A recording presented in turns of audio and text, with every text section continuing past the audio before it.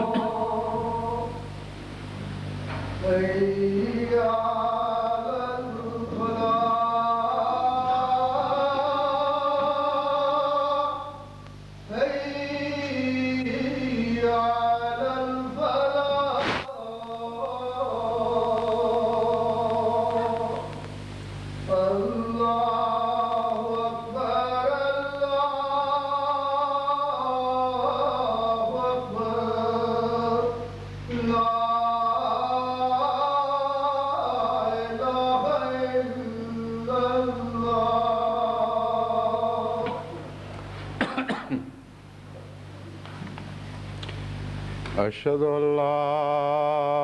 إله إلا الله وحده لا شريك له وأشهد أن محمدا عبده ورسوله أما بعد فأعوذ بالله من الشيطان الرجيم بسم الله الرحمن الرحيم الحمد لله العالمين الرحمن الرحيم مالك يوم الدين إياك نعبد وإياك نستعين اهدنا الصراط المستقيم صراط الذين أنعمت عليهم غير المغضوب عليهم ولا الضالين.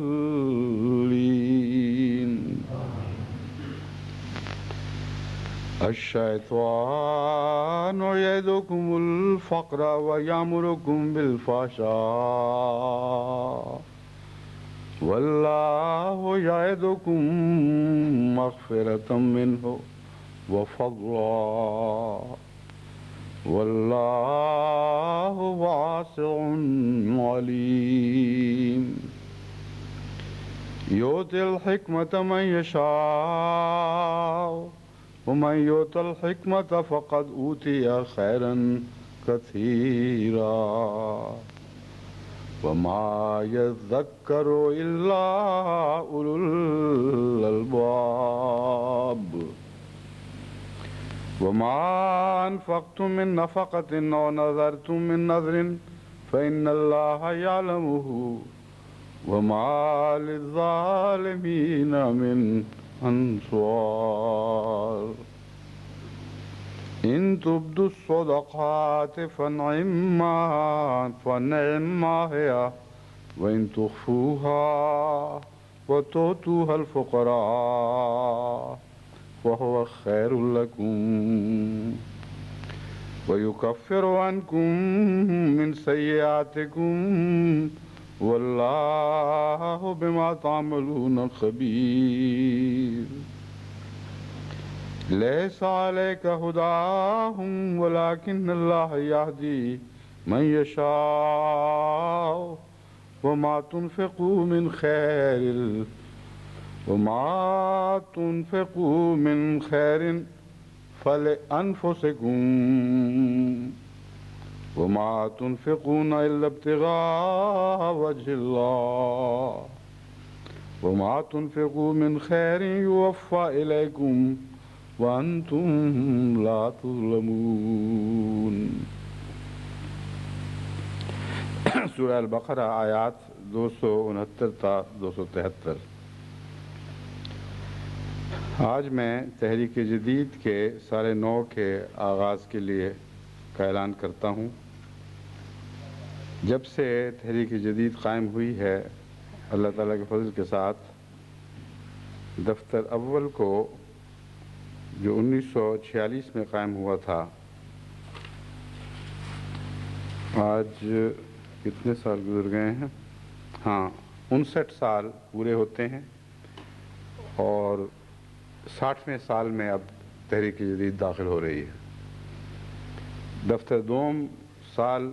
اس میں 49 سال پورے ہو چکے ہیں اور اب خدا کے فضل سے 50ویں سال میں دفتر دوم داخل ہوگا. دفتر سوم کے 28 سال پورے ہو چکے ہیں اور 29ویں میں داخل ہو رہا ہے اور دفتر چہارم کے 8 سال پورے ہو چکے ہیں اور اب خدا کے فضل کے ساتھ 9ویں سال میں داخل ہو رہا ہے. تحریک جدید کا جب آغاز میں اعلان ہوا یعنی 1946 پہلے بہت پہلے سے ہوا ہے. 1946 یہاں ایک اور عنوان کے تابع غلط لکھا گیا ہے. 1934 میں ہوا تھا اور اسی حساب سے پھر آج 60ویں سال میں داخل ہوں گے ہم. 46 میں حضرت مسلم موعود نے مختلف تنظیموں کے سپرد مختلف دفاتر خصوصیت کے ساتھ کیے تھے، اس لیے یہ عنوان 1946 یہاں لگ گیا تھا اور اسی کی وجہ سے وہ غلطی سے میں دوسری طرف منسوب کر گیا. 1946 میں دفتر اول کو حضرت مسلم موعود نے انصار اللہ کے سپرد فرمایا اور دفتر دوم کو بعد ازاں 18 جنوری 1950 کو خدام الاحمدیہ کے سپرد کیا. آپ کے الفاظ یہ تھے: تحریک جدید دفتر دوم کی مضبوطی کا کام اس سال میں نے خدام الاحمدیہ کے سپرد کیا ہے. دفتر سوم کے متعلق میں نے 1982 میں یہ اعلان کیا تھا کہ یہ کام میں خصوصیت سے لجنہ اماء اللہ کے سپرد کرتا ہوں اور دفتر چہارم کو بعد ازاں انصار اللہ یا کسی اور ذریعہ تنظیم کی خصوصی تحویل میں دینے کا تو کوئی اعلان نہیں ہوا، لیکن چونکہ یہ آخری دفتر تھا اور اس میں زیادہ تر بچے شامل تھے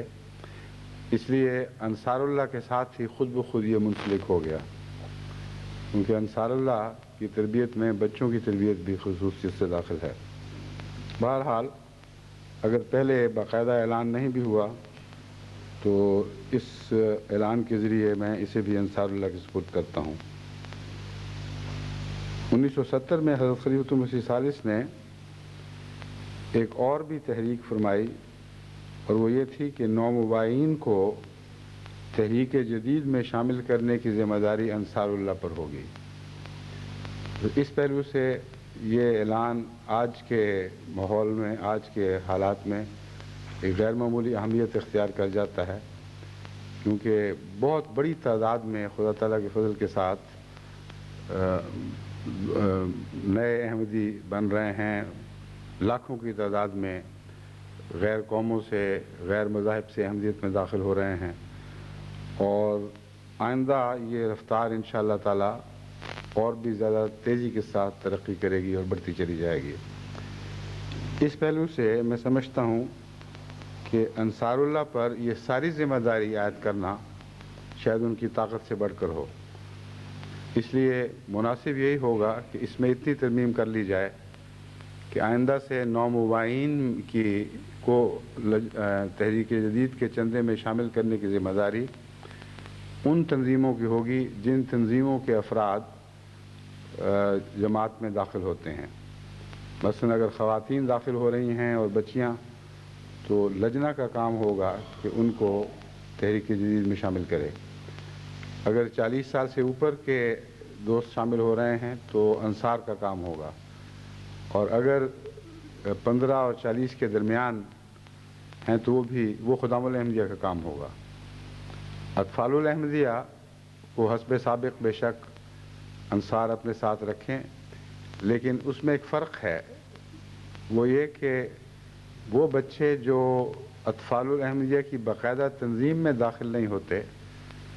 وہ لڑکے ہوں تو وہ خدام الاحمدیہ کے سپرد ہوتے ہیں، اور اگر بچیاں ہوں تو لجنہ کے سپرد ہوتی ہیں۔ اس لیے اس تفریق کو ذہن میں رکھتے ہوئے میں سمجھتا ہوں کہ یہ وضاحت کر دینی ضروری ہے کہ انصار اللہ کے سپرد وہ بچے ہوں گے جو اطفال احمدیہ کی تنظیم سے کم عمر کے بچے ہیں،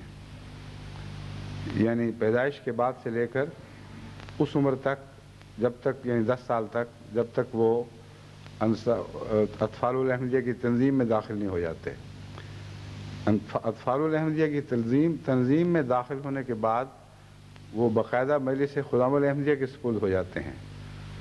اس لیے اگر پہلے کوئی اعلان ایسا ہوا تھا جس سے غلط فہمی ہو گئی ہو تو اسے کالعدم سمجھیں۔ نئی صورتحال یہ بنی ہے کہ دفتر اول، جیسا کہ حضرت مسلم موعود نے فرمایا تھا، مجلس انصار اللہ ہی کی خصوصی ذمہ داری رہے گی۔ دفتر دوم اسی طرح مجلس خدام الاحمدیہ کی ذمہ داری رہے گی، اور دفتر سوم لجنہ اماء اللہ کی خصوصی ذمہ داری رہے گی۔ جہاں تک دفتر چہارم کا تعلق ہے، یہ انصار اللہ کے سپرد ہے، لیکن اس کے ساتھ یہ وضاحتیں کی جا رہی ہیں کہ جو چھوٹے بچے ہیں وہ انصار اللہ کے سپرد، اور جو باقاعدہ اطفال کی تنظیم میں داخل ہو چکے ہیں وہ مجلس خدام الاحمدیہ کے سپرد، اور تمام غیر نو مباین جو لاکھوں کی تعداد میں داخل ہو رہے ہیں اللہ کے فضل کے ساتھ اور ہوتے چلے جائیں گے، وہ اپنی اپنی عمر کے لحاظ سے متعلقہ تنظیم کا حصہ ہوں گے اور ان کے سپرد ہوں گے۔ یہ بہت وسیع کام ہے اور بہت ہی اہمیت رکھتا ہے۔ اس سلسلے میں کچھ بیان کرنے سے پہلے میں یہ اعلان کرنا چاہتا ہوں کہ آج بھی خدا تعالیٰ کے فضل سے دنیا بھر میں مختلف اجتماعات ہو رہے ہیں، اور جو شروع ہو چکے ہیں یا ہونے والے ہیں یا آج ہو رہے ہیں یا پہلے سے شروع ہیں یا کل شروع ہوں گے، ان سب کو ان کے زمانے کے لحاظ سے اکٹھا کر کے میں آج ان کے متعلق اعلان کرتا ہوں، کیونکہ یہ سارے اجتماعات میں شمولیت کرنے والے اس بات کا شوق سے انتظار کرتے ہیں کہ ان کا نام میری زبان پہ جاری ہو اور ساری دنیا کے احمدی اس نام کو سن کر ان کو اپنی دعا میں شامل کر لیں۔ اس لیے سب سے پہلے کل سے شروع ہونے والے جو آج تک جاری ہیں، اور آج غالباً اس خطبے کو سن کر وہ اجتماع اختتام پذیر ہوں گے۔ جماعت احمدیہ ضلع اوکاڑہ کا جلسہ سالانہ کل سے شروع ہوا ہے، اور مجلس انصار اللہ ضلع ڈیرہ غازی خان اور ضلع راجن پور کے سالانہ اجتماعات بھی کل سے شروع ہوئے ہیں، اور یہ تینوں آج انشاءاللہ تعالی اختتام پذیر ہوں گے۔ آج مجلس انصار اللہ بنگلہ دیش کا اجتماع شروع ہو رہا ہے اور اسی طرح لجنہ اماء اللہ ضلع سرگودا کا اجتماع ہو رہا ہے. اب یہ لکھا نہیں کب تک جاری ہوگا. بہرحال آج وہ افتتاح میں اس رنگ میں ہمارے ساتھ شامل ہو جائیں گے یا ہم ان کے ساتھ شامل ہو جائیں گے. برانگ اہافو یہ غانا کا ایک ریجن ہے. وہاں کی تمام جماعتوں کا جلسہ سالانہ آج 5 نومبر سے شروع ہو رہا ہے اور کل اختتام پذیر ہوگا. اڑیسہ ہندوستان کی لجنات کا صوبائی اجتماع آج 5 نومبر سے شروع ہو رہا ہے. یہ اجتماع 7 نومبر تک جاری رہے گا. مجالس انصار اللہ کولون ریجن جرمنی کا سالانہ اجتماع کل 6 نومبر کو منعقد ہوگا اور ونوالیو جزیرہ فجی کی جماعتوں کا جلسہ سالانہ کل 6 نومبر سے شروع ہو رہا ہے. 2 دن جاری رہے گا اور 7 نومبر کو اختتام پذیر ہوگا. ان سب نے اپنے اپنے لیے خصوصی پیغام کی بھی خواہش کا اظہار کیا ہے. ان کا پیغام وہی ہے جو آج خطبے کا موضوع ہے اور میں پہلے ہی اعلان کر چکا ہوں کہ جماعت احمدیہ کے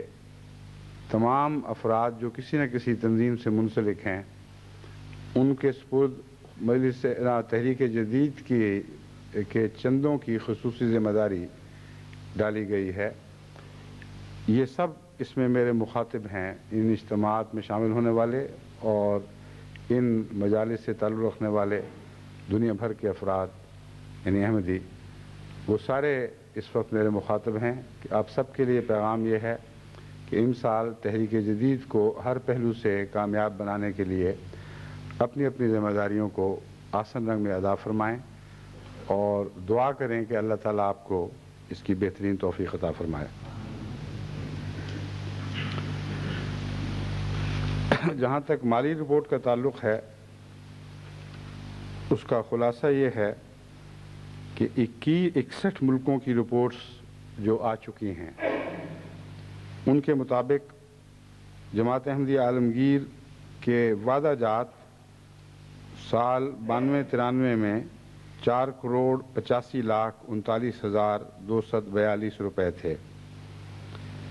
اور وصولی 4,87,21,425 روپے. یہ پاکستانی روپوں میں رپورٹ مرتب ہوئی تھی جس کا متبادل سٹرلنگ میں یہ ہے کہ تمام دنیا کی جماعتوں سے جو 61 جماعتوں سے تمام دنیا کے چندہ دہندگان جو 61 عالمی جماعتوں سے تعلق رکھتے ہیں ان کی طرف سے 10,87,836 پاؤنڈ کے وعدے موصول ہوئے تھے اور وصولی اللہ کے فضل سے 10,91,919 پاؤنڈ ہوئی ہے.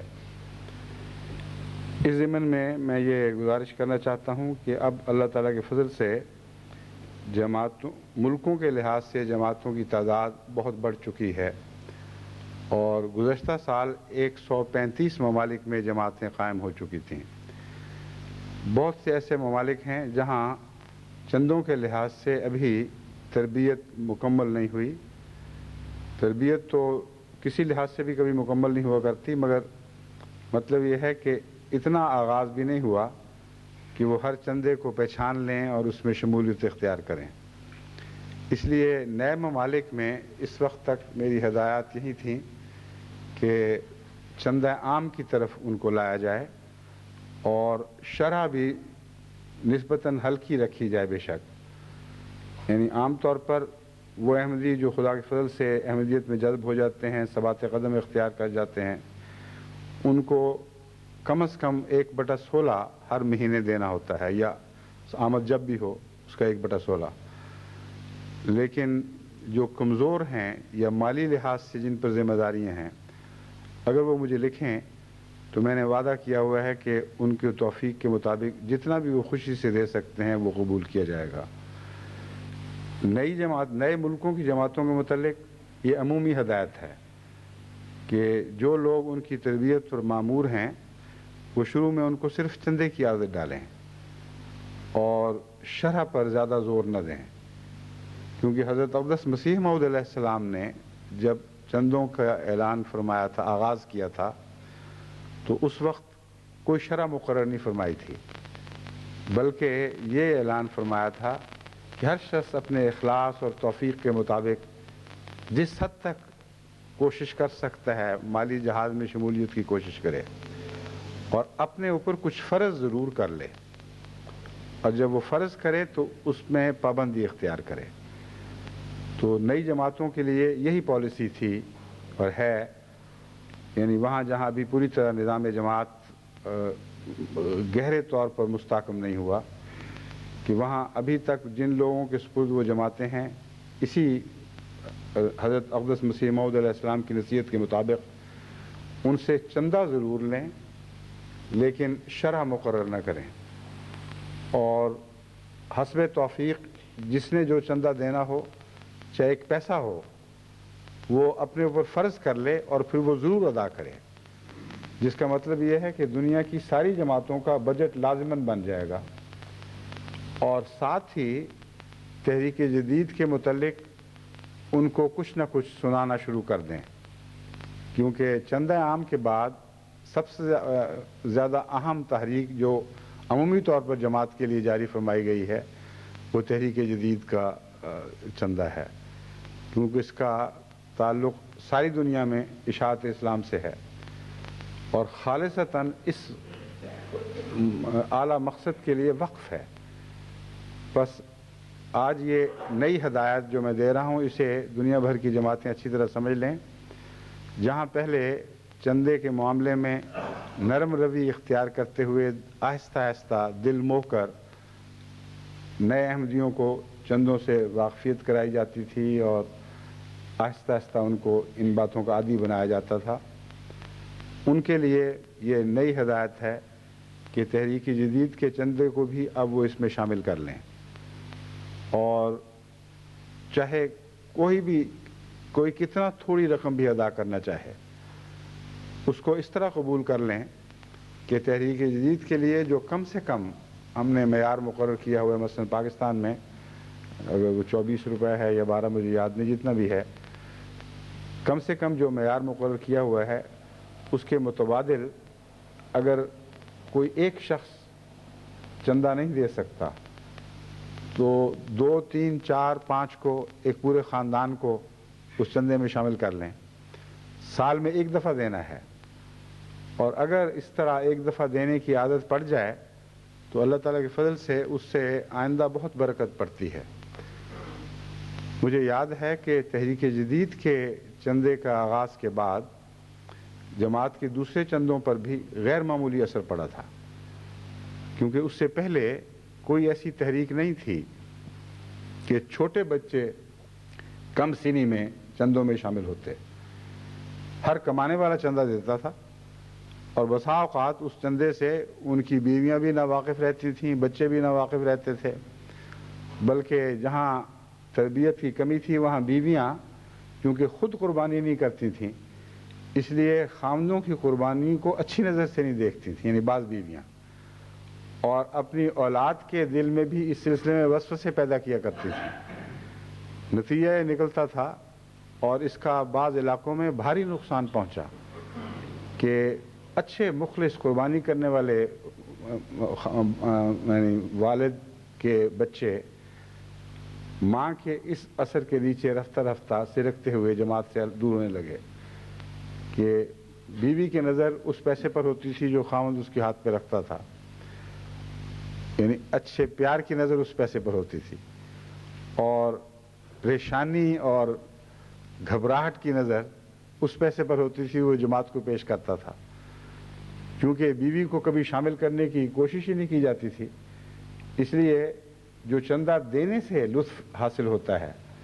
اور اللہ تعالیٰ کی محبت بڑھتی ہے، اس سے وہ بیویاں بیچاری محروم رہیں، اور اس زمانے میں یہ نقصان سب سے زیادہ ہوا ہے، پھر بچے بھی ہاتھ سے نکل گئے۔ لیکن تحریک جدید کے آنے کے بعد حیرت انگیز طور پر اس جماعت کے مالی نظام کو تقویت ملی، کیونکہ خواتین اس میں شامل ہونا شروع ہوئیں، اور ایک دفعہ خدا کی راہ میں اگر خرچ کیا جائے تو اس سے اتنا لطف آتا ہے، اور اس مالی قربانی کے لیے آئندہ انسان کو نئی طاقت اس طرح ملتی ہے کہ جتنا دیتا ہے آئندہ اس سے زیادہ دینے کی کوشش کرتا ہے۔ ایک چندہ دیتا ہے تو دوسرے چندوں میں بھی ادائیگی کی تمنا پیدا ہو جاتی ہے۔ بس اس پہلو سے تحریک جدید نے ایک غیر معمولی اہم خدمت سر انجام دی ہے، اور اسی لیے میں دنیا کی ساری جماعتوں میں تحریک جدید کو رائج کرنے کی ہدایت دے رہا ہوں۔ نئی جماعتوں میں چھوٹے چھوٹے بچوں کو بھی اس اللہ کی راہ میں چندہ دینے کی عادت پڑے گی، خواہ وہ بالکل معمولی رقم ہو۔ یہ بحث نہیں ہے کہ کتنی ہے، اتنی معمولی ہو کہ عام دنیا کی نظر میں اس کی کوئی قیمت نہ ہو، لیکن جو شخص معمولی رقم سے بھی قربانی عطا شروع کرتا ہے، یہ ہمارا تجربہ ہے اور یہ اللہ تعالیٰ کا دستور ہے کہ اسے مزید قربانی کی توفیق ضرور ملتی ہے، اور مزید نیکیوں کے لیے اس کا حوصلہ بڑھتا ہے۔ بس اس پہلو سے تحریک جدید کو جو غیر معمولی اہمیت حاصل ہے، اس کو پیش نظر رکھتے ہوئے میں سمجھتا ہوں ساری دنیا کی جماعتوں کی طرف سے رپورٹیں آنی ضروری ہیں، اور کچھ نہ کچھ شامل کرنے کی کوشش شروع ہو جانی چاہیے۔ ہمارے مال کا جو مرکزی نظام ہے، اس کا فرض ہے کہ وہ جماعتیں جن کی رپورٹیں نہیں آئیں، یعنی 61 جماعتوں کے علاوہ، لیکن وہاں نظام جماعت قائم ہے، ان کو بار بار توجہ دلائیں اور ان سے کہیں کہ آپ کی وجہ سے ایک خفت ہوئی ہے، وہ رپورٹ جو شامل نہیں ہوئی اس کا ذکر بھی نہیں آیا، اور جماعت کا عمومی تاثر قربانی کے لحاظ سے مجروح ہوا ہے۔ بس آپ کو چاہیے کہ وقت کے اوپر اپنی رپورٹیں بھجوایا کریں، اور وہ جماعتیں یعنی وہ ممالک جن کی جماعتیں ابھی تک شامل نہیں ہوئیں، ان کو شامل کرنے کے لیے ابھی سے باقاعدہ یاد دہانی کی جد و جہد شروع کر دیں، اور جو بھی نظام وہاں مقرر ہے اس کو استعمال کریں۔ اور اب اگر وہ ممالک ابھی بعض دوسرے ممالک کے پروں کے نیچے ہیں اور ان سے تربیت حاصل کر رہے ہیں، تو ان ممالک کو توجہ دلائیں کہ وہ خصوصیت سے ان نئے ممالک میں قربانی کی روح پیدا کرنے اور اسے بڑھانے کی کوشش کریں۔ جہاں تک آپس کی دوڑ کا تعلق ہے، وہ میں ذکر کیا کرتا ہوں اس لیے کہ استباق فی الخیرات قرآن کریم نے ہمارا مقصود نصب العین مقرر فرمایا ہوا ہے۔ سبقت فی الخیرات کا مطلب ہے اچھی چیزوں میں ایک دوسرے سے مقابلہ کر کے آگے بڑھنے کی کوشش کرنا، اور یہ بہت ہی اہم پہلو آپ کے پیش نظر رہنا چاہیے کہ دنیا کے تمام مذاہب میں کسی مذہب نے کبھی یہ نصب العین اپنے متبعین کے لیے مقرر نہیں فرمایا۔ اس پہلو سے اسلام ایک حیرت انگیز استثنائی شان رکھتا ہے جس میں اور کوئی دنیا کا مذہب شریک نہیں ہے۔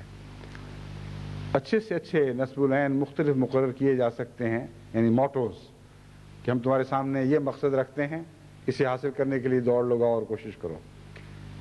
یہ نصب العین سوچیں زندگی کے ہر دائرے پر حاوی ہو گیا ہے، ہر اچھی بات میں، ہر نیکی میں ایک دوسرے سے آگے بڑھنے کی کوشش کرو۔ حیرت انگیز دوڑ ہر وقت جاری ہے، ہر گھر میں ہے، ہر وجود کے اندر اس کا احساس موجود ہے، اور کوئی بھی نیکی ہو، اور انسانی زندگی نیکیوں کے لحاظ سے سینکڑوں ہزاروں حصوں میں تقسیم کی جا سکتی ہے۔ بس جہاں کسی نیکی میں کسی اور شخص کو آپ ایک اچھا کام کرتے دیکھیں، وہاں یہ تحریک دل میں پیدا ہونی چاہیے کہ میں اس معاملے میں اس سے آگے بڑھوں، اور یہ انفرادی تحریک جب اجتماعی تحریک میں بدلتی ہے تو نیکیوں کا ایک سمندر اور مواد سمندر بن جاتا ہے، یعنی لہریں اس جوش کے ساتھ اٹھتی ہیں اور اتنا حیرت انگیز ہیجان پیدا ہو جاتا ہے کہ یوں معلوم ہوتا ہے کہ ہر لہر ایک دوسرے سے سبقت لے جانے کی کوشش کر رہی ہے۔ یہ خوبصورتی اسلام کے سوا آپ کو کہیں اور دکھائی نہیں دے گی۔ بس اس معاملے میں بھی آپ کو پیش نظر رکھنا چاہیے کہ جب میں اعلان کرتا ہوں کہ فلاں جماعت فلاں سے آگے نکل گئی یا اس وقت اگلی بڑی جماعتوں کا یہ حال ہے، تو مقصد صرف ایک بڑا مقصد یہ ہے کہ باقی جماعتوں کو تحریک ہو کہ وہ ان سے آگے نکلنے کی کوشش کریں، اور دوسرا ایک بڑا مقصد یہ ہے کہ ان کے لیے دعا کی تحریک ہو۔ اور دعا کی تحریک بھی دو پہلو رکھتی ہے۔ جو سبقت لے گئے ہیں ان کے لیے یہ دعا ہو کہ اللہ تعالیٰ ان کو اپنی نیکیوں کی سبقتیں قائم رکھنے کی توفیق عطا فرمائے۔ جو پیچھے رہ گئے ہیں ان کے لیے یہ دعا کہ اگر ان کی پوری صلاحیتیں استعمال نہیں ہوئیں تو اللہ تعالیٰ انہیں پوری صلاحیتیں استعمال کرنے کی توفیق بخشے، پھر وہ اگلوں سے آگے نکل جائیں تو یہ پھر اللہ کا فضل ہے۔ بس میں نے یہ دعا نہیں کہی کہ یہ دعا ان کے لیے کرو کہ پہلوں سے آگے نکل جائیں، کیونکہ ان کے لیے تو پہلے آپ یہ دعا کر چکے ہیں کہ اللہ انہیں سبقتیں قائم رکھنے کی توفیق بخشے، تو اس طرح تو دعا میں تضاد پیدا ہو جائے گا۔ میں نے یہ دعا کہی ہے کہ باقیوں کے لیے یہ دعا کریں کہ اللہ تعالیٰ انہیں اپنی پوری صلاحیتیں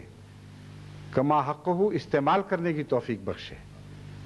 ہر ایک کے اندر پوٹینشلز ہوتے ہیں جو ابھی استعمال نہیں ہوئے ہوتے، پھر اللہ کی شان ہے، اللہ کا فضل ہے، جس کو چاہے وہ سبقت عطا فرما دے، پھر وہ آگے نکل جائیں تو وہ بھی آپ کی دعا کا فیض پانے والی ہوں گی۔ پہلے اگر اپنی سبقت کو سلامت رکھیں اور محفوظ رکھیں تو وہ بھی آپ کی دعا کا فیض پانے والے ہوں گے۔ بس اس پہلو سے اللہ کرے کہ یہ جو میں اعلان کرنے لگا ہوں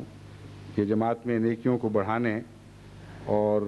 نیکیوں کو ہر طرف فروغ دینے کا سبب بنے۔ پاکستان کو بہت تکلیف پہنچی تھی گزشتہ سال جب میں نے گزشتہ مرتبہ جب میں نے اعلان کیا کہ عام چندوں میں جرمنی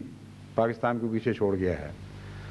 تو میں اہل پاکستان کو خوشخبری دیتا ہوں کہ اللہ کے فضل کے ساتھ خدا تعالیٰ نے ان کو تحریک جدید میں حسب سابق دنیا میں سب سے آگے رہنے کی توفیق عطا فرمائی ہے، اور کوئی ملک ان سے یہ جھنڈا نہیں چھین سکا۔ ان کے کل چندوں کا مجموعہ 2,91,199 پاؤنڈ بنتا ہے۔ جرمنی کی جماعت دوسرے درجے پر کچھ عرصے سے چلی آ رہی ہے لیکن فاصلہ کم کر رہی ہے، اس لیے میں پاکستان کی جماعتوں کو پھر متنبع کر دیتا ہوں کہ یاد رکھ لینا، پھر نہ کہنا کہ ہمیں خبر نہیں دی گئی۔ ان کا فاصلہ بہت تھوڑا رہ گیا ہے، اب وہ 2,44,440 تک پہنچ گئے ہیں، اور اللہ کرے پاکستان کو اور زیادہ آگے بڑھنے کی توفیق ملے اور جرمنی کو اپنی صلاحیتیں پوری استعمال کرنے کی توفیق ملے، اور پاکستان کی جو صلاحیتیں استعمال نہیں ہوئیں اللہ تعالیٰ ان کو بھی برے کار لانے کی توفیق عطا فرمائے۔ امریکہ مسلسل مالی قربانی میں آگے آ رہا ہے، اگرچہ مجھے یہ یقین ہے اور امیر صاحب امریکہ گفتگو کے دوران مجھ سے اس معاملے میں متفق رہتے ہیں کہ ابھی امریکہ کی بہت سی صلاحیتیں ایسی ہیں جو خوابیدہ حالت میں ہیں، اور اگر وہ ساری بروئے کار آ جائیں اور جاگ اٹھیں تو امریکہ ہو سکتا ہے دنیا میں سب سے آگے نکل جائے۔ مگر سر دست امریکہ کو تیسرا درجہ حاصل ہے، اگرچہ وقف جدید میں یہ اول آ چکا ہے لیکن تحریک میں 1,35,704 پاؤنڈ چندہ دے کر یہ تیسرے نمبر پر ہے۔ یو کے جماعت بھی اللہ تعالیٰ کے فضل سے مسلسل قربانیوں میں ترقی کر رہی ہے اور بڑا متوازن قدم ہے۔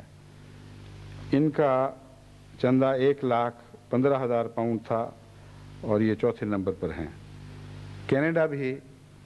اپنی پانچویں پوزیشن کو برقرار رکھے ہوئے ہے، 73,714 پاؤنڈ ان کا چندہ تھا۔ انڈونیشیا میں اللہ کے فضل سے جلد ترقی ہو رہی ہے اور مختلف چندوں میں خدا کے فضل سے وہ بڑی باقاعدگی سے حصہ لیتے ہیں اور مسابقت کی روح سے پہلے سے زیادہ اپنے سے اگلوں کے قریب ہوتے چلے جا رہے ہیں۔ ان کا چندہ 53,119 پاؤنڈ ہے۔ جاپان کی بہت چھوٹی جماعت ہے لیکن ماشاءاللہ مالی قربانیوں میں بہت ہی نمایاں کردار ادا کرنے والی، ان کا 22,544 چندہ تھا، 7ویں پوزیشن ہے۔ ماریشس کی جماعت بھی ہوش مندی کے ساتھ آگے قدم بڑھا رہی ہے، 19,190 چندہ دے کر 8ویں پوزیشن حاصل کی۔ ہندوستان میں غربت بہت ہے، اگرچہ جماعت کی تعداد کینیڈا، انڈونیشیا، جاپان وغیرہ سے بہت زیادہ ہے، لیکن غربت کی وجہ سے ان کا چندہ صرف 19,190 پاؤنڈ تھا، اور یہ بھی ان کے حالات کے لحاظ سے اللہ کے فضل سے بہت کافی ہے۔ سوئٹزرلینڈ چھوٹی جماعت ہونے کے باوجود تحریک جدید کے چندے میں غیر معمولی مقام رکھتی ہے، اور ان کی کل عالمی چندے کے لحاظ سے 10ویں پوزیشن ہے، یعنی 16,628 پاؤنڈ۔ لیکن جب فی کس قربانی کی بات کریں تو سوئٹزرلینڈ کی جماعت دنیا میں سب سے آگے نکل گئی ہے۔ سوئٹزرلینڈ میں 16,628 پاؤنڈ صرف 102 چندہ دہندگان نے دیے ہیں۔ مجھے اس پر یہ شبہ پڑا تھا کہ شاید انہوں نے بچوں کو شامل نہ کیا ہو تاکہ ان کا فی کس چندہ بڑھ جائے، اس لیے فون پر اچھی طرح تسلی کروائی اور امیر جماعت سے تصدیق لی ہے کہ اس چندے میں عورتیں، بچے، نہ کمانے والے سارے شامل ہیں۔ اس پہلو سے 102 حصہ لینے والوں کی اوسط 163 پاؤنڈ فی کس چندہ دہندہ بنتی ہے، جو حیرت انگیز طور پر اللہ کے فضل سے غیر معمولی اونچا مرتبہ رکھتی ہے۔ جاپان جو پہلے اول ہوا کرتا تھا، سوئٹزرلینڈ نے اس دفعہ کوشش کر کے انہیں پیچھے چھوڑا ہے۔ گزشتہ سال جب میں نے اعلان کیا تھا جاپان کے متعلق تو سوئٹزرلینڈ کی طرف سے احتجاج آئے تھے کہ نہیں، ہم سمجھتے ہیں ہم آگے ہیں، لیکن تحقیق کر کے یہی پتہ چلا تھا کہ سوئٹزرلینڈ پیچھے رہ گیا ہے۔ تو اس دفعہ انہوں نے کچھ زیادہ ہی غیرت دکھائی ہے، زور لگا کر جاپان کو پیچھے چھوڑ دیا ہے۔ جاپان کے اوپر اور بھی بہت سارے چندوں کی ذمہ داریاں ہیں جو سوئٹزرلینڈ پر نہیں ہیں۔ ہر چندے میں وہ اپنی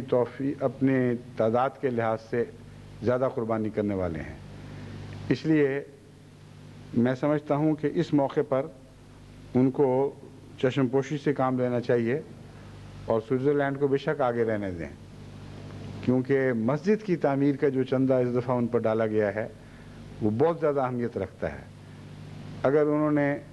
سوئٹزرلینڈ کو پیچھے چھوڑنے کی خاطر توفیق سے بڑھ کر وہاں حصہ لیا تو دوسرے چندے متاثر ہو جائیں گے، اس لیے جو قربانی کا معیار اب ہے اسے بے شک اتنا ہی قائم رکھیں، لیکن مسجد کی تعمیر کے لیے وہ خصوصیت سے توجہ دیں۔ وہاں زمین سب سے مہنگی ہوتی ہے، لیکن اللہ کے فضل کے ساتھ ٹوکیو کے پاس ایک بہت اچھی زمین مل گئی ہے،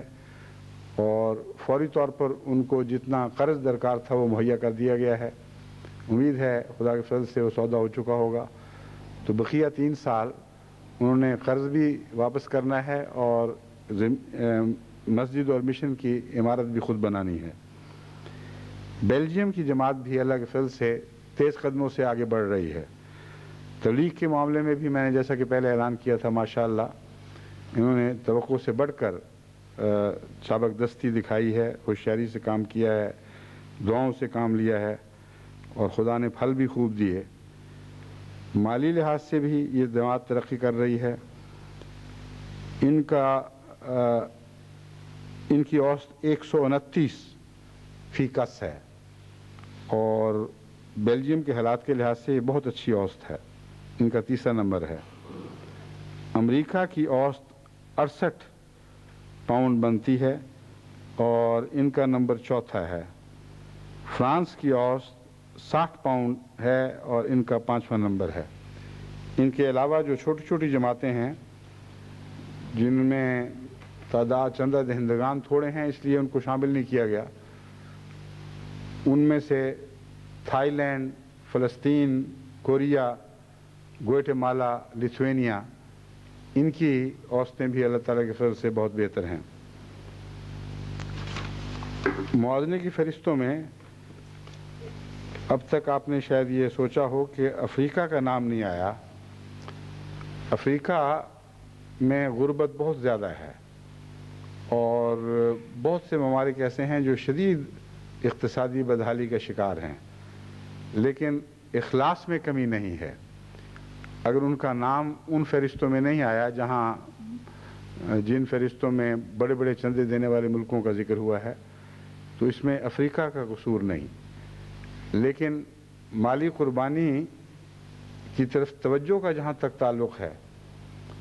اس کا اس بات سے آپ کو اندازہ ہو جائے گا کہ فیصد اپنی قربانی میں اضافہ کرنے کے لحاظ سے دنیا بھر میں سب سے آگے زیمبیا ہے جو افریقہ کا ملک ہے، اور دوسرے نمبر پر غانا ہے، تیسرے نمبر پر یہ بھی افریقہ کا ملک ہے، پھر 7ویں نمبر پر گیمبیا آتا ہے اور 10ویں نمبر پر تنزانیہ۔ تو پہلی وہ 10 جماعتیں جنہوں نے اپنے پچھلے چندے سے غیر معمولی اضافے کے ساتھ اس مرتبہ یعنی سال گزشتہ میں جو اب ختم ہو رہا ہے حصہ لیا تھا، اس میں 4 افریقن ممالک کو خدا کے فضل سے جگہ ملی ہے۔ تو میں امید رکھتا ہوں کہ انشاءاللہ اس امتیاز کو وہ آئندہ بھی قائم رکھیں گے، اور باقی افریقن ممالک جن کا ذکر نہیں ملا وہ بھی انشاءاللہ اللہ تعالیٰ کے فضل کے ساتھ کم سے کم تناسب کے لحاظ سے آگے بڑھنے کی فہرستوں میں شامل ہو جائیں گے۔ یہاں یہ بھی میں دعا کا اعلان کرنا چاہتا ہوں، جماعت احمدیہ افریقہ کی اقتصادی حالات کو بہتر بنانے کے لیے حسب توفیق کوشش کر رہی ہے، اور مختلف قسم کی اسکیمیں ایسی جاری ہیں جن کے ذریعے افریقہ کی اقتصادی حالت کو اس نقطہ نگاہ سے بہتر بنایا جا رہا ہے کہ وہاں کا پیسہ وہاں سے نکل کر باہر نہ جائے، بلکہ باہر سے پیسہ وہاں خرچ ہو اور پھر وہیں استعمال ہو، اور جو کچھ منافع پر ملیں ان کو دوبارہ افریقہ کی بہبود کے لیے ہی استعمال کیا جائے۔ جماعت کی طرف سے جب میں افریقہ پہ دورے پہ گیا تھا تو میں نے یہ ان سے وعدہ کیا تھا کہ جماعت عالمگیر کی طرف سے میں آپ سے وعدہ کرتا ہوں کہ وہ دور جو آپ کے خون چوسنے کا دور تھا، جماعت احمدیہ اس کا رخ پلٹے گی، اور کم سے کم ایک عالمگیر جماعت ایسی ضرور پیدا ہو چکی ہے جو آپ کی خدمت کے لیے آگے آ رہی ہے، جو باہر سے پیسہ افریقہ میں بھیجے گی بجائے اس کے کہ افریقہ کا پیسہ نکال کر باہر بھجوائے۔ تو دعا کریں کہ اللہ تعالیٰ ہمیں پہلے سے بڑھ کر ان کی اقتصادی حالت کو بہتر بنانے کی بھی توفیق ملے، اور اللہ اپنے فضل سے 1000 لاکھ دوسرے ایسے ذرائع ہیں جن تک ہماری دسترس نہیں، ہم پہنچ ہی نہیں سکتے، انہیں خدا تعالیٰ افریقہ کے لیے مسخر فرما دے اور ان ذرائع کو استعمال کرتے ہوئے ان کی اقتصادی حالت بہتر کر دے۔ اب میں ان آیات کا ترجمہ کرتا ہوں جن کی میں نے تلاوت کی تھی، کیونکہ اس میں مالی قربانیوں کا فلسفہ بیان ہوا ہے اور اس بارے میں مالی قربانیوں سے متعلق مختلف نصیحتیں فرمائی گئی ہیں۔ اللہ تعالیٰ فرماتا ہے الشیطان یعدکم الفقر ویامرکم بالفحشاء واللہ یعدکم مغفرۃ منہ وفضلا، کہ دیکھو شیطان تمہیں غربت سے ڈراتا ہے اور فحشاء کا حکم دیتا ہے۔ ان دو چیزوں کا کیا تعلق ہے، پہلے اس پر غور فرمائیں۔ جب حضرت مسلم موعود نے تحریک جدید کا اعلان فرمایا تو ایک طرف یہ اعلان فرمایا کہ خدا تعالیٰ کی خاطر مالی قربانی میں ایک دوسرے سے بڑھ کر حصہ لو، ساری دنیا میں تبلیغ کا جال پھیلانا مقصود ہے، اس لیے تحریک جدید میں بڑھ چڑھ کر حصہ لو، اور ساتھ ہی فرمایا ہر قسم کی فحشاء سے بچو، ہر قسم کے دنیا کے عیش و طرب کے سامانوں سے احتراز کرنے کی کوشش کرو، یہاں تک کہ جو تم پر جائز ہے اس میں بھی محض اس حد تک حصہ لو جتنا بہت ضروری ہو، اور حلال کو حرام تو نہیں فرمایا، لیکن فرمایا حلال سے پورا استفادہ نہ کرو، کیونکہ خدا کی خاطر تمہیں روپے کی ضرورت ہے۔ اور امر واقعہ یہ ہے کہ جو قومیں فحشاء میں مبتلا ہوں ان سے مالی قربانی کی توفیق چھین لی جاتی ہے۔ فحشاء کا مطلب ہے دنیا کی لذتوں میں حصہ لینے کی دوڑ میں انسان ایسی بدرسمیں اختیار کر جائے جو پھیلنا شروع ہو جائیں، جو وبائی رنگ اختیار کر لیں اور کھلم کھلا بدیوں کی دوڑ شروع ہو جائے۔ اب آپ دیکھیں کہ جہاں کھلم کھلا بدیوں کی دوڑ ہو وہاں ہمیشہ انسان کی الا ماشاءاللہ ہمیشہ انسان کی کمائی اس کی ضرورتیں پوری کرنے سے پیچھے رہ جاتی ہے۔ دل چاہتا ہے میں اس ماڈل کی کار لوں، دل چاہتا ہے میں اس قسم کے نئے ویڈیوز خریدوں، اس قسم کے عیش و عشرت میں حصہ لوں اور ایسی سیریں کروں وغیرہ وغیرہ، اور شراب و کباب اور ناچ گانا کی تو کوئی حد ہی نہیں ہے۔ جتنا بھی زیادہ ہو اتنا ہی یہ لوگ اس میں مزید مبتلا ہوتے چلے جاتے ہیں۔ تو جن قوموں کو یہ لتیں پڑ جائیں اور ان کے ہاں ان باتوں کو زیادہ اہمیت دی جائے، ان کے بجٹ ہمیشہ ان کی ضرورت سے پیچھے رہ جاتے ہیں۔ پھر وہاں چوری چکاری ہوتی ہے، ڈاکے ڈالے جاتے ہیں، ڈرگ ایڈکشن کے ذریعے کرائمز بڑھتے ہیں اور ساری سوسائٹی دکھوں میں مبتلا رہتی ہے۔ قرض لے لے کر اپنا مستقبل تباہ کرتے ہیں اور اپنے حال کو اچھا بنانے کے لیے اپنے مستقبل کو سودے پہ لگا دیتے ہیں۔ بس یہ وہ مضمون ہے جس کو قرآن کریم نے بیان فرمایا ہے ایک فقرے کے اندر کہ شیطان تمہیں فقر سے ڈراتا ہے لیکن فحشاء کی دعوت دیتا ہے۔ یعنی کتنی بڑی منافقت ہے، کتنی بڑی شیطانی ہے۔ ایک طرف تمہیں جب خدا کی راہ میں خرچ کرنے لگتے ہو تو فقر سے ڈراتا ہے، دوسری طرف فحشاء کی دعوت دے کر تمہارے فقر کا انتظام کرتا ہے اور اس بات کو پکا کر دیتا ہے کہ تم ہمیشہ غریباں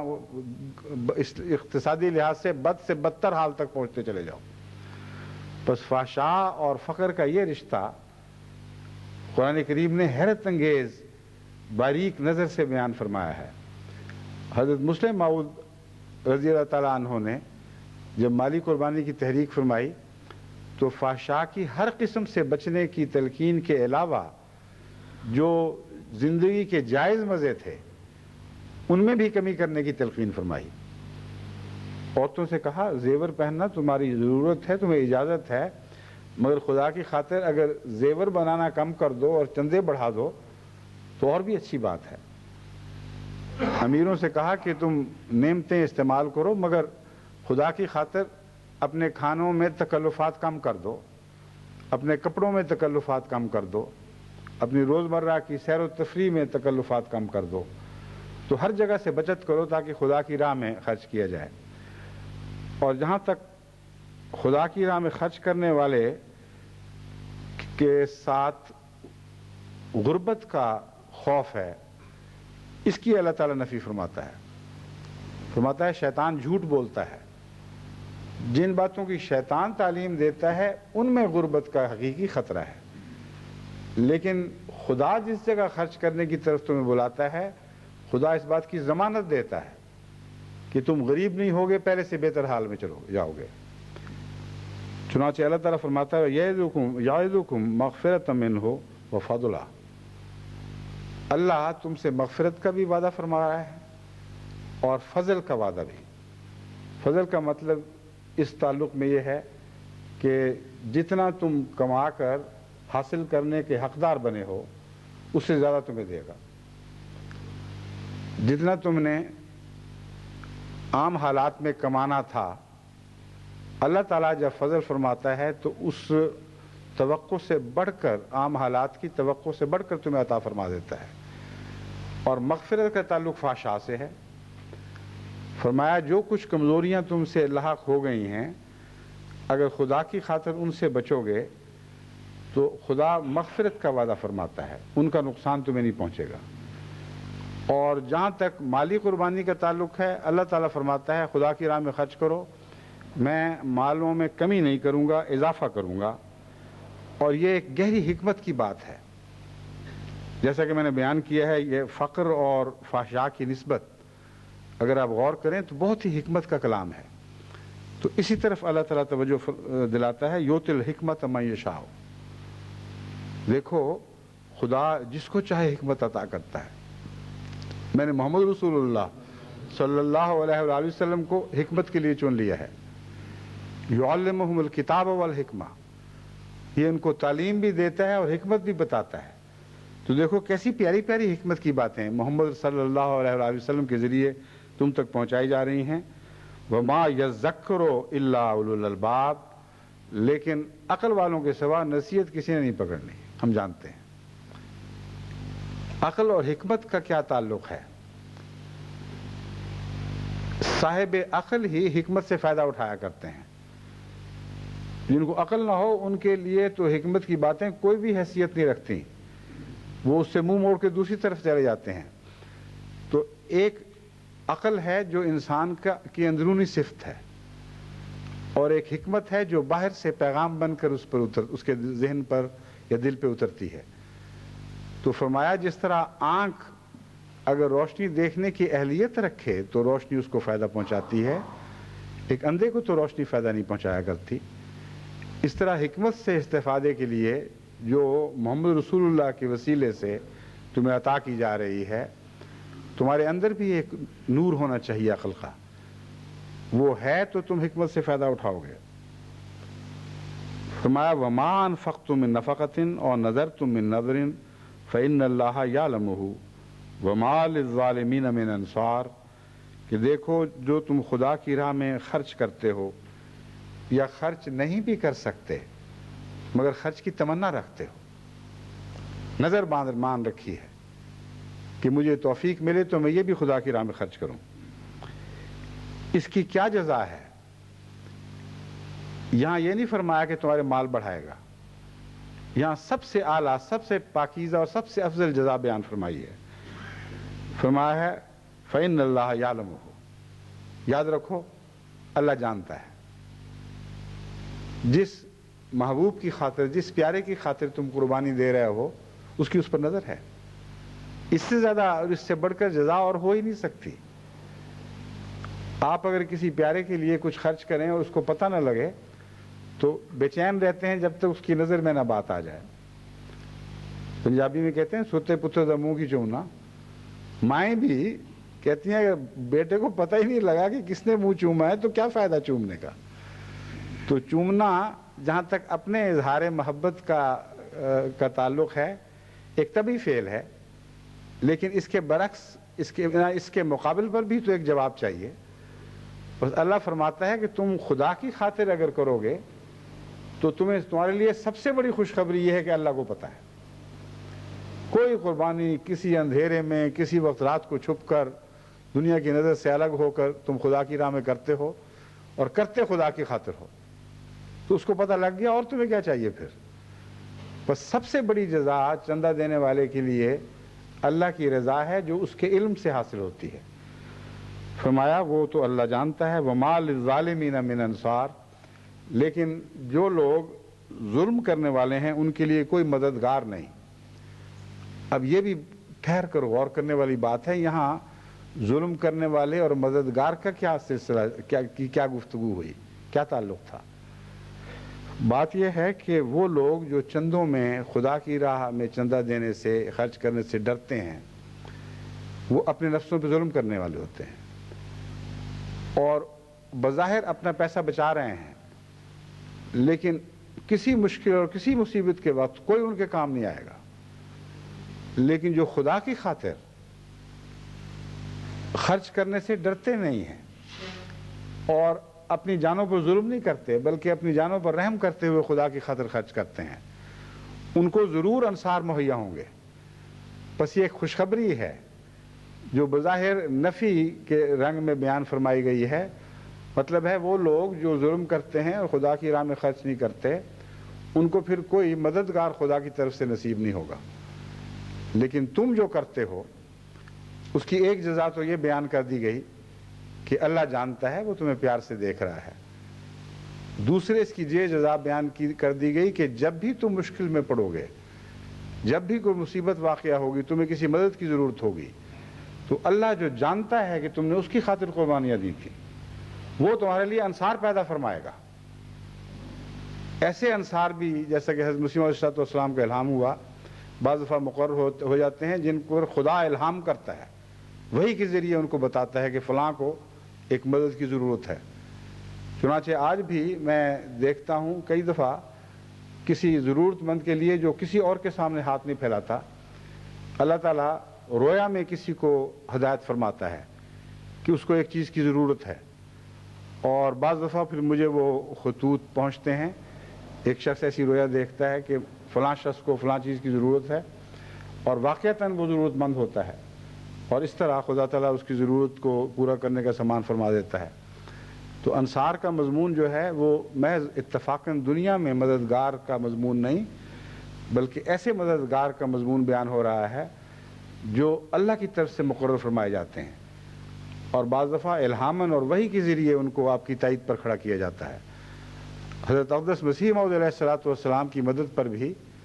سینکڑوں ہزاروں ایسے افراد معمور فرمائے گئے جن کو خدا نے وحی کے ذریعے فرمایا کہ اس شخص کی مدد کے لیے اٹھ کھڑے ہو. بس فما للظالمین من انصار, وہ ظالم ہی ہیں بیچارے اپنی جان پر ظلم کرنے والے جن کے لیے کوئی انصار مہیا نہیں کیے جاتے. ان تبدوا الصدقات فنعم ما ہی, اگر تم صدقات کھل کے دو تو یہ بھی اچھی بات ہے, کیونکہ فاستبقوا الخیرات کے مضمون سے اس کا تعلق ہے. جب تم اعلان کرتے ہو کہ فلاں آگے نکل گیا اور فلاں آگے نکل گیا, تبھی اعلان کر سکتے ہو نا کہ اس نے بتایا ہو کہ میں ہوں اور میں نے اتنا دیا ہے. تو یہ کھلم کھلا اعلانیہ دینے والی بات ہے.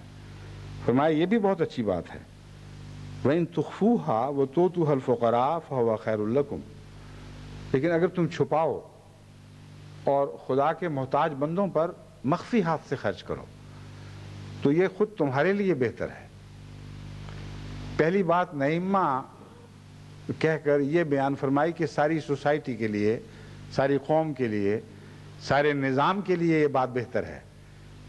کہ کھلم کھلا نیکیاں بھی کی جائیں تاکہ دوسروں کو تحریک ہو. لیکن جہاں فرمایا مخفی ہاتھ سے دو, وہاں فرمایا تمہارے لیے بہتر ہے. خطرہ ہے کہ اگر تم اعلانیہ ہی خرچ کرتے رہو گے تو تمہارے دلوں پر زنگ لگ جائیں گے. خطرہ ہے کہ تمہاری نیتوں میں فتور آ جائے گا.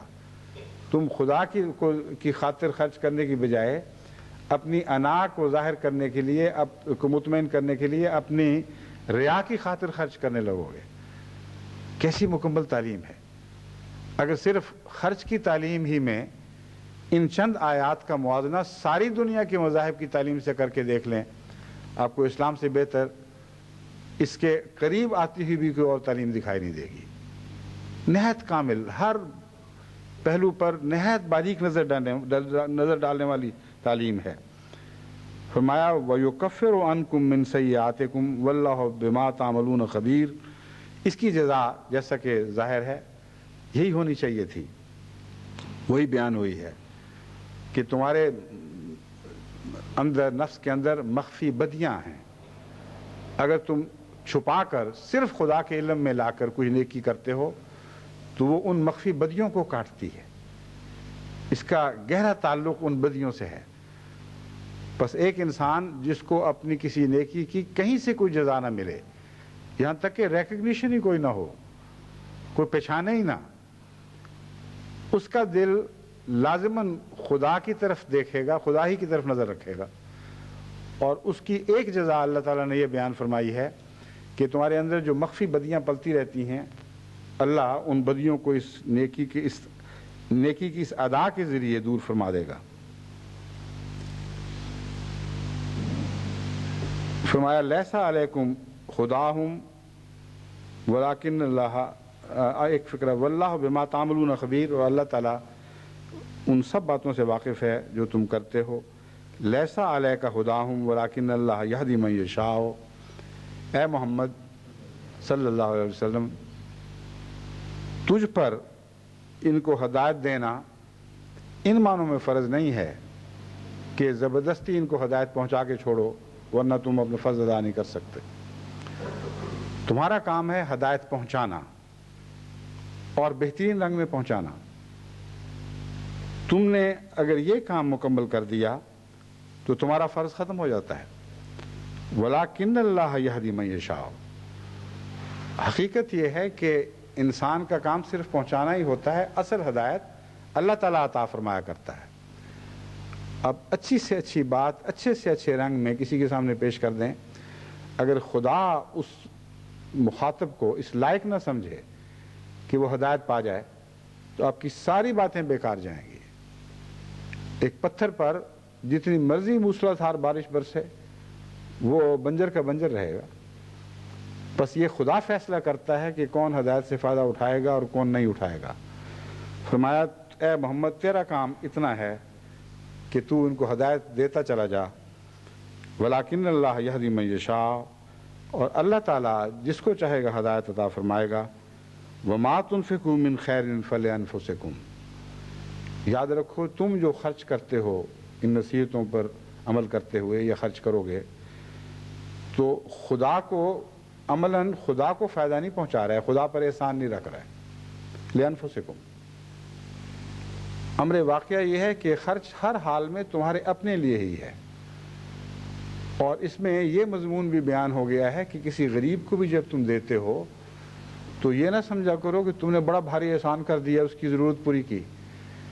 خدا نے جو یہ وعدہ فرما دیا کہ جب تم غریب کو دو گے تو اس کے بدلے تمہاری برائیاں دور کی جائیں گی، تو عملاً تم نے اپنے اوپر احسان کیا ہے۔ غریب کی تو ایک مادی ضرورت پوری ہوئی ہے، تمہاری ایک روحانی اور دائمی ضرورت پوری کی گئی ہے۔ بس اس پہلو سے دیکھو تو خدا کا احسان ہے کہ اس نے اس نیکی کو قبول فرما لیا ہے، اور اس کے نتیجے میں جتنا تم نے فائدہ غریب کو پہنچایا اس سے بڑھ کر اپنی جان کو پہنچایا۔ جماعت میں چندہ دیا ہے تو تب بھی جو برکتیں چندہ دینے والے کو عطا ہوتی ہیں دنیا اور آخرت میں وہ اتنی زیادہ ہیں کہ اس کے مقابل پر اس چندے کا فائدہ کوئی بھی حیثیت نہیں رکھتا۔ چنانچہ اس مضمون کو آگے بڑھاتے ہوئے فرماتا ہے وَمَا تُنْفِقُونَ إِلَّا ابْتِغَاءَ وَجْهِ اللَّهِ، لیکن اے محمد مصطفیٰ کے غلاموں، آپ کے تربیت یافتہ لوگوں، ہم جانتے ہیں کہ تم کسی اور مقصد کے لیے نہیں، کسی اور فائدے کے لیے نہیں، محض اللہ کی رضا حاصل کرنے کے لیے خرچ کرتے ہو۔ کیسی عمدہ یاد دہانی فرمائی گئی، ساتھ ساتھ فائدے بھی بیان فرما رہا ہے، ساتھ ساتھ یہ بھی فکر ہے کہ کہیں فائدہ ہی ان کا مقصد نہ بن جائیں، ان کا مطمع نظر نہ بن جائیں۔ جو فائدے بیان کیے جاتے ہیں کہ دل فائدوں سے نہ اٹک جائے۔ فرمایا یہ فائدے زائد فائدے ہیں۔ جو سچے مومن بندے ہیں جن کی تربیت محمد رسول اللہ صلی اللہ علیہ وآلہ وسلم نے فرمائی ہے، ان کی ہرگز ان فائدوں پر نظر نہیں ہے، یہ اللہ کی طرف سے فضل کے طور پر عطا ہونے کے وعدے ہیں۔ ان کی نظر صرف اللہ کی رضا پر ہے، اور اس توقع کے ساتھ کہ تم ایسے ہی رہو گے ہم تم سے مزید یہ وعدہ کرتے ہیں وَمَا تُنْفِقُوا مِنْ خَيْرٍ يُوَفَّى إِلَيْكُمْ وَأَنْتُمْ لَا تُظْلَمُونَ، کہ جو کچھ تم خرچ کرو گے وہ سارا تمہیں واپس کر دیا جائے گا۔ وَلَا تُظْلَمُونَ، اور تم پر اس معاملے میں ظلم یعنی کمی نہیں کی جائے گی۔ جب عربی میں منفی مضمون اس طرح بیان ہوتا ہے تو یہ مراد نہیں ہوتا کہ پورا دے دیا جائے گا جیسا تم نے خرچ کیا ہے۔ وَلَا تُظْلَمُونَ کا مطلب ہے اتنا زیادہ دیا جائے گا کہ کسی ظلم کا سوال ہی پیدا نہیں ہوتا۔ جتنا تم خرچ کرتے ہو وہ تمہیں لوٹایا جائے گا، اس سے زیادہ دیا جائے گا، اس سے زیادہ دیا جائے گا، یہاں تک کہ جو عربی محاورہ ہے کہ نفی کے رنگ میں احسان کا یا مثبت پہلو کو بیان کیا جاتا ہے، اس سے یہ مطلب بنے گا وَلَا تُظْلَمُونَ کہ تمہارے لیے یہ وہم و گمان بھی کرنا ناممکن ہو جائے گا کہ گویا کسی پہلو سے تم سے کمی کی گئی ہے، ہر پہلو سے توقع سے بڑھ کر تمہیں عطا ہوگا۔ بس میں امید رکھتا ہوں کہ دنیا میں جماعت کے مالی نظام میں حصہ لینے والے بھی ان نصیحتوں کو پیش نظر رکھیں گے، اور وہ جو اس مالی نظام میں کارندے بنے ہوئے ہیں، خدمتگار ہیں، وہ بھی ان باتوں کو پیش نظر رکھتے ہوئے خدمتیں کریں گے، اور جن کو اس معاملے میں خدمت کی توفیق ملتی ہے ان کے حق میں تو ان سب چندہ دہندگان کی جزا لکھ دی جاتی ہے، جو ان کی تحریک سے چندے ادا کرتے ہیں۔ بس ایک سیکٹری مال اپنے آپ کو مظلوم نہ سمجھے کہ مجھے دھکے کھانے پڑتے ہیں، جگہ جگہ دروازے کھٹکھٹانے پڑتے ہیں، دن رات مصیبت پڑتی ہے، اور پھر آگے سے لوگ باتیں سناتے ہیں۔ ان کو یاد رکھنا چاہیے کہ ان کی جزا بھی تو بہت زیادہ ہے۔ جتنے لوگ ان کی تحریکات کو سن کر محض رضائے باری تعالیٰ کی خاطر انفاق کرتے ہیں، خدا کی راہ میں خرچ کرتے ہیں، ان سب کا چندہ ان کے لیے بھی جزا بن جاتی ہے جن کی تحریک کر دیا جاتا ہے، اور دینے والے کی جزا کم نہیں کی جاتی۔ وَلَا تُظْلَمُونَ کا ایک یہ بھی مفہوم ہے، کسی کی جزا بھی کم نہیں کی جائے گی، دینے والے کو پورا توقع سے بھی بہت بڑھ کر دیا جائے گا، اور تحریک کرنے والے کو بھی اس سب ثواب میں شریک کر دیا جائے گا۔ بس اللہ تعالیٰ ہمارے مالی نظام کو اسی طرح پاک اور شفاف رکھے، رضائے باری تعالیٰ کی خاطر ہمیشہ خرچ کریں، اور اللہ کی طرف سے فضل کے طور پر جو وعدے ہیں وہ ہم پر اسی طرح نازل ہوتے رہیں۔ ہم سے پہلوں نے جو خرچ کیے تھے ان کا پھل ہم کھا رہے ہیں، اور مالی لحاظ سے وہ خاندان جن کے آباء و اجداد نے طرف قربانیاں دی تھیں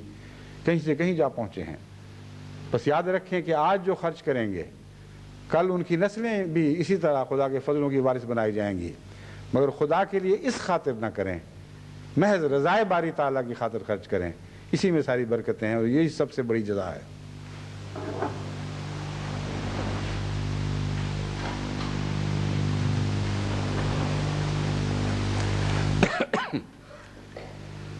الحمد لله نحمده ونستعينه ونستغفره ونؤمن به ونتوكل عليه ونعوذ بالله من شرور أنفسنا ومن سيئات أعمالنا من يهده الله فلا مضل له ومن يضلله فلا هادي له ونشهد أن لا إله إلا الله وحده لا شريك له ونشهد أن محمدا عبده ورسوله عباد الله رحمكم الله إن الله يأمر بالعدل والإحسان وإيتاء ذي القربى وينهى عن الفحشاء والمنكر والبغي يعظكم لعلكم تذكرون اذكروا الله يذكركم وادعوه يستجب لكم ولذكر الله أكبر۔